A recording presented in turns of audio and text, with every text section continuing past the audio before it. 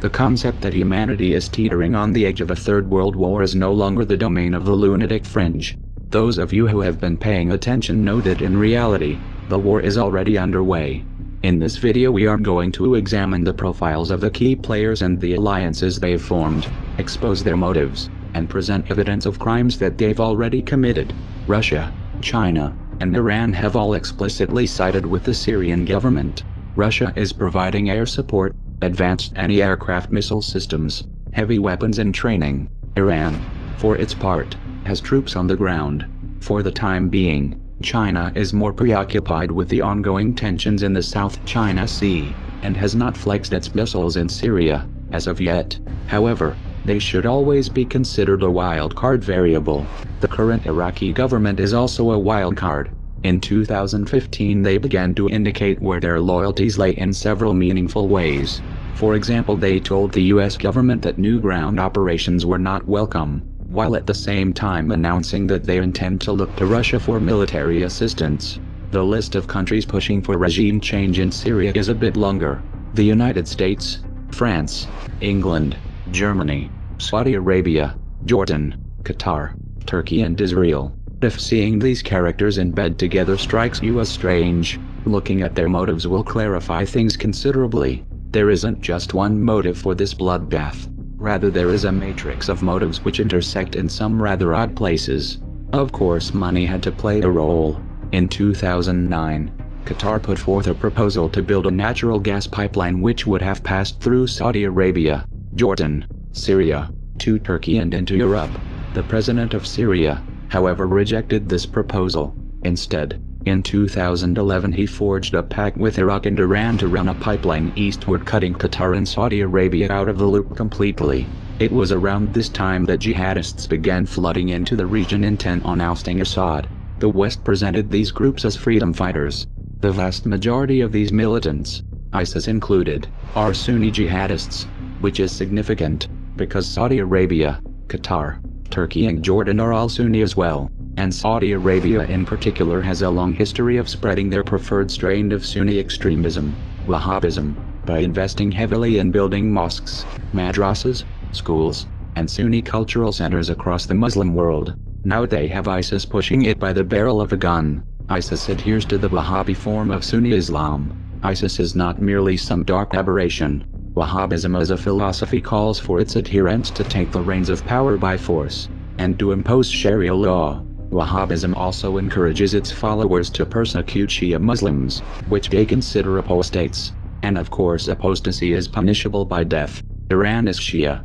The current government in Iraq is Shia, and has strong ties with Iran. The pipeline deal which Assad accepted would strengthen this Shia bloc, and its regional influence. The Sunnis don't like this. In fact, they've even coined a term to describe it, the Shia crescent. Israel also doesn't like this Shia crescent at all, and they have decided to work with the Sunnis to form a parallel bloc to counterbalance Iran's influence. That's why Israel has launched numerous airstrikes against the Syrian government over the years, and has provided medical care, logistical support and safe passage to known jihadists. In 2013, Israel's ambassador to the US, Michael Oren, told the Jerusalem Post that the initial message about the Syrian issue was that we always wanted Bashar Assad to go. We always preferred the bad guys who were not backed by Iran, compared to the bad guys who were backed by Iran. He said, this was the case. He said, even if the other bad guys were affiliated to Al-Qaeda. Let that sink in for a moment. Now at this point, if you were to ask any of these governments directly why they are arming and funding jihadists in Syria, they would claim that they are only supporting the moderate rebels, specifically the FSA. However, FSA commanders have gone on record to say that they cooperate with, and conduct joint operations with al-Nusra, Al-Qaeda's official branch in Syria, and ISIS and al-Nusra have officially formed alliances. And it is well established that the FSA command has been dominated by Islamic extremists for years. Furthermore, a think tank that was founded by Tony Blair, released a report in 2015 which concluded that it was pointless to attempt to make a distinction between moderate rebels and jihadists, since the majority of these groups share ISIS's core belief system, and would impose Sharia law if they came into power. In this context, The support being given to these groups can only be interpreted as material support for terrorism, which is a crime. Now the US government has been arming, funding and training these extremists both covertly and overtly since 2011. However, this support would have been impossible without the assistance of the regional members of the anti-Assad axis. For years, Jordan has allowed the CIA to run training camps for militant groups and has granted those militants safe passage into Syria. Qatar has also provided training grounds. In 2014, PBS visited one of these training camps and interviewed some of the trainees. One of the fighters told the reporters that they were being trained how to finish off soldiers still alive after an ambush. Finishing off wounded soldiers is a clear violation of the Geneva Conventions. It's a war crime. This is a hallmark of a terrorist organization, not moderate freedom fighters. Turkey has been the primary route for material and personnel headed in and out of jihadist territory for many years. A blatant example of this was 400 tons of weapons that were looted from Gaddafi's armories, shipped to Turkey and then moved into Syria in 2012. At this stage they weren't even trying to hide it, even though it was already clear that jihadists were receiving the lion's share of the weapons. Jordan, Saudi Arabia and Qatar also have assisted in the transfer of heavy weapons directly to al-Nusra by flying hundreds of cargo flights into Syria. And then there's the infamous Toyota trucks which ISIS drives.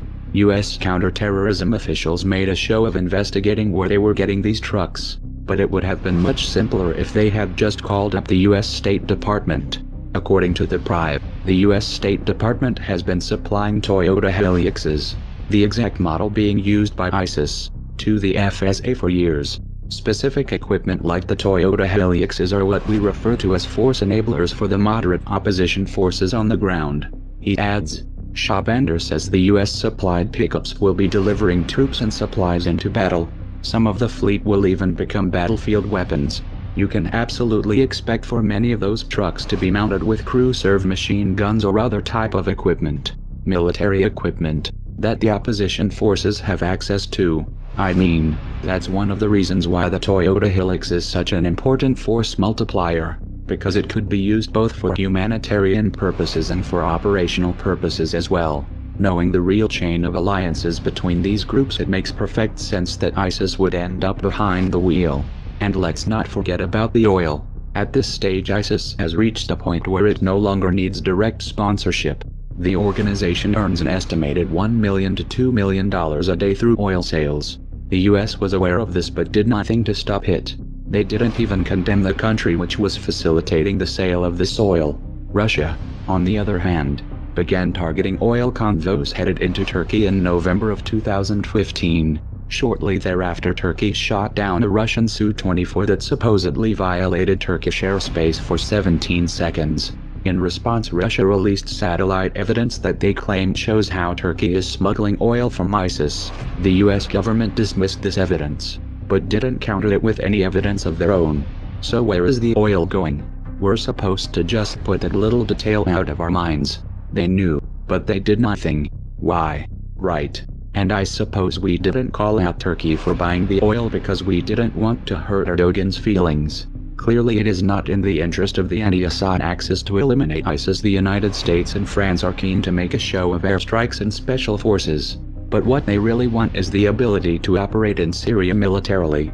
This is the only way they'll have any chance of influencing the outcome. Trouble is, Russia is dug in. Unlike the United States and France, they have permission to operate in the country, and this has allowed them to set up bases, and a strong anti-aircraft defense grid which at any point could be used to enforce a no-fly zone. Washington is in a weak position. It can't really win from this angle, so they'll have to find a way to put Russia off balance and retake the momentum. It's important to remember the real stakes in this conflict. The West is in a state of decline. Their influence is waning. If the US and their allies fail to remove Assad from power, what they will be faced with is more than just a strong Shia crescent. If they fail, they risk being edged out of the entire region, and replaced by Russia. This would give Russia an enormous amount of leverage in global energy markets, and this of course has serious implications for the petrodollar. For Washington this is an unacceptable outcome, so expect the unexpected. Russia's hacked into a lot of things. China's hacked into a lot of things. Russia even hacked into the Democratic National Committee. maybe even some state election systems. So we've got to step up our game, make sure we are well defended and able to take the fight to those who go after us. As president, I will make it clear that the United States will treat cyber attacks just like any other attack. We will be ready with serious political, economic, and military responses. И люди не чувствуют опасности. Вот меня что беспокоит. Ну как мы не можем понять? Мы тащим мир вообще в совершенно новое измерение. Вот в чем проблема. Делают вид, что как будто ничего не происходит. Но я не знаю даже, как достучаться. We're flying over Estonia now, but just over to the east, to the right, is Russia.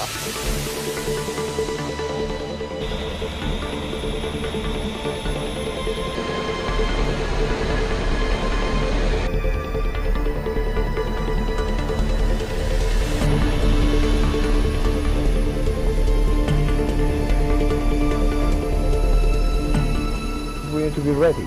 We should not be afraid. Ready for? Ready for opportunistic behavior of Putin's Russia.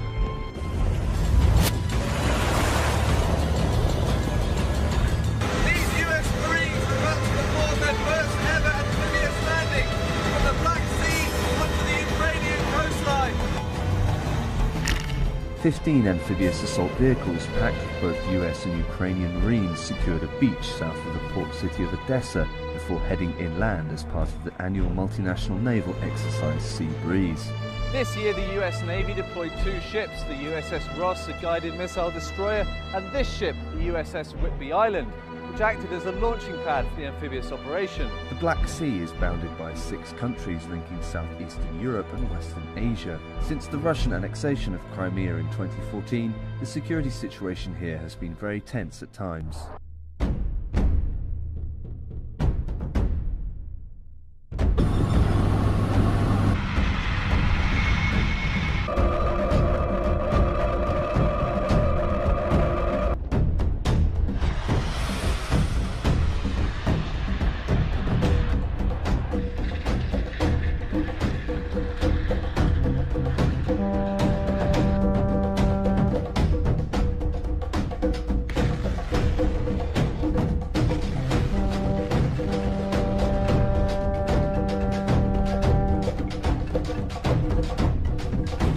Ukrainian President Petro Poroshenko has instructed all military units near Crimea and in the eastern Donbass region to be at their highest level of combat readiness. We need to be ready. We should not be afraid. Ready for? Ready for opportunistic behavior of Putin's Russia.